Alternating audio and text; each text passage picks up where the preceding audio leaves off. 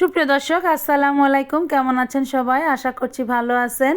বরাবরের মতো আবারও চলে আসলাম নতুন একটি রেসিপি নিয়ে। আজকের রেসিপিটি কিন্তু অনেক সুন্দর আর অনেক মজা খেতে, যদি এইভাবে গরুর মাংস চুই ঝাল আস্ত রসুন দিয়ে এইভাবে রান্না করেন। আর যেহেতু কুরবানির মাংস সবার ঘরে, তো আসলে এই সময় সবারই ঘরে থাকে।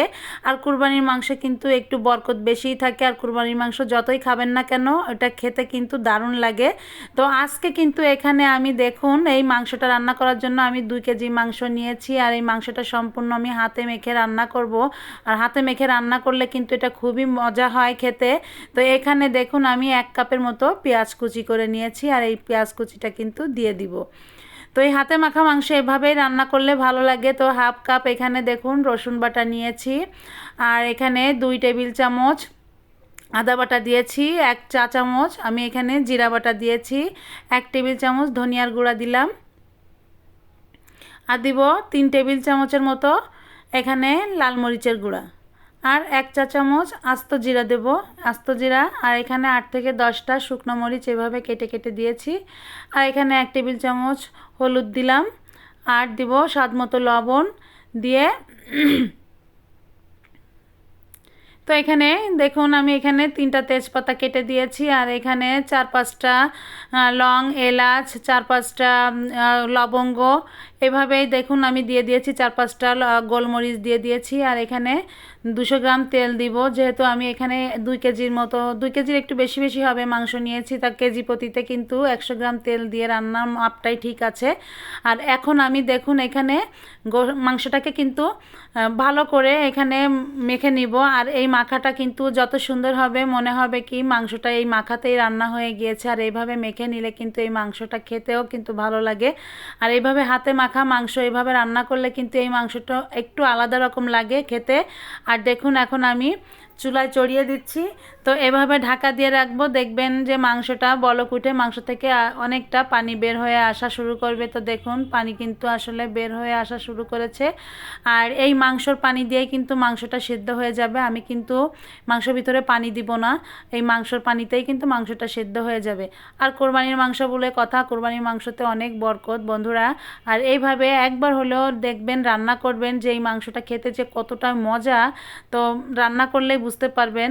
তো বন্ধুরা, খুলনার কিন্তু ঐতিহ্যবাহী এই চুই ঝালের মাংসটা খেতে। তো দেখুন আমি কিন্তু আজকে সেই রেসিপিটি আপনাদের করে দেখাবো। চুই ঝাল দিয়ে যারা এই মাংস খেতে পছন্দ করেন তারা এইভাবে রান্না করবেন, দেখবেন খেতে যে কি মজা। আর মাংস থেকে দেখুন কতটা পানি বের হয়ে আসছে। আমি কিন্তু চুলার আঁচটা এই সময় মিডিয়ামের থেকে সামান্য একটু লোতে করে রেখেছি, তাতেই কিন্তু দেখুন মাংসটা এত সুন্দর করে মানে সেদ্ধ হয়ে যাবে। আর যে পানিটা বের হবে সেই পানিতেই কিন্তু মাংসটা সেদ্ধ হয়ে যাবে। তো দেখুন এখন এই মুহূর্তে আমি কিছু আলু দিয়ে দিলাম, তো আর কিছু আস্ত রসুন দিব। তো এই রসুনটা কিন্তু খেতে খুবই ভালো লাগে, এই আস্ত রসুন দিয়ে মাংস যদি রান্না করেন।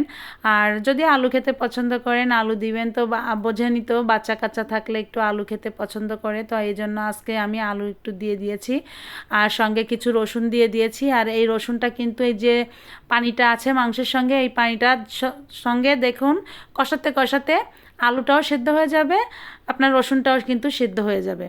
তো আমি কিছু সময় পর পর ঢাকনাটা উঠিয়ে একটু এভাবে নেড়ে চেড়ে কষিয়ে নেব। আর দেখুন যখন তেলটা একদম মানে মশলাটা শুকিয়ে আসবে, পানিটা শুকিয়ে যাবে, তখন এখানে আমি কিছু চুই ঝাল দিয়ে দিব। তো আমি এখানে মোটা মোটা করে চুই ঝালটা কেটে নিয়েছি। আর এই চুই ঝালটা দেওয়ার পরে কিন্তু বেশি কিন্তু কষাবো না, কারণ এই চুই ঝালটা কিন্তু অনেক মোটা মোটা, এটা অল্প মানে আঁচেই কিন্তু এটা গলে যাবে, সেদ্ধটা হয়ে যাবে। যার জন্য আমি দেখুন যখন একটু ঝোলের পানিটা দিব, ঠিক তার 5 মিনিট আগে এই চুই ঝালটা দিয়ে একটু মাংসটাকে কষিয়ে নেব। তো মাংসটা কিন্তু আমার আসলে কষানো হয়ে গিয়েছে। তো কষানোর ঝোলের পানি দেওয়ার 5 মিনিট আগে আমি চুই ঝালটা দিয়ে কিন্তু একটু কষিয়ে নিয়েছি। আর এই মোটা মোটা চুই ঝাল হলে কিন্তু বেশি কষানো যাবে না, তাহলে কিন্তু খাওয়ার সময় চুই ঝালটা আস্ত থাকবে না, এটা তরকারি ঝোলের সঙ্গে মাংসের ঝোলের সঙ্গে কিন্তু মিশে যাবে। আর যদি যদি দেখেন যে ডাল চুই ঝাল হয়েছে, চিকন চিকন চুই ঝাল হয়েছে, সেটা কিন্তু আপনি আলু যখন দিয়েছেন আলুর সঙ্গেই কিন্তু এটা আপনি দিয়ে কষিয়ে রান্না করতে পারবেন, সেটা কিন্তু গলে না। আর দেখুন এখানে আমি 5-7 মিনিটের মতো জাল করে নিয়েছি মাংসটা বলক ওঠার পরে। তারপরে এখানে 1 টেবিল চামচ বাটা গরম মশলা দিয়ে দিলাম। আর এই বাটা গরম মশলাটা হচ্ছে দারচিনি আর এলাচ বাটা, এটা দিবেন অবশ্যই। মাংসটা যখন জাল উঠে যাবে, অনেক সময় ধরেন 5-7 মিনিটের মতো জাল হয়ে গিয়েছে, তখন এই মশলাটা দিতে হবে। তো আমি মশলাটা দিয়ে আর একটু ঢাকা দিয়ে রাখবো। মাংসটা কিন্তু যতটুকু সেদ্ধ হতে বাকি সেটা কিন্তু সেদ্ধ হয়ে যাবে। আর আস্তে আস্তে দেখুন তেলটা উপরে উঠে আসবে আর ঝোলটা কিছুটা কমে গিয়েছে। এখন আমি কিন্তু মাংসটা রান্নাও হয়ে গিয়েছে, নামানোর আগে আমি দেখুন এখানে মশলা নিব। তো এই মশলাটা আমি দিব, এই মশলাটা হচ্ছে জিরা, দারচিনি, এলাচ গুঁড়ো করে রেখেছিলাম ভেজে, এটা একটু তেলে তারপরে ভেজে নিয়েছি।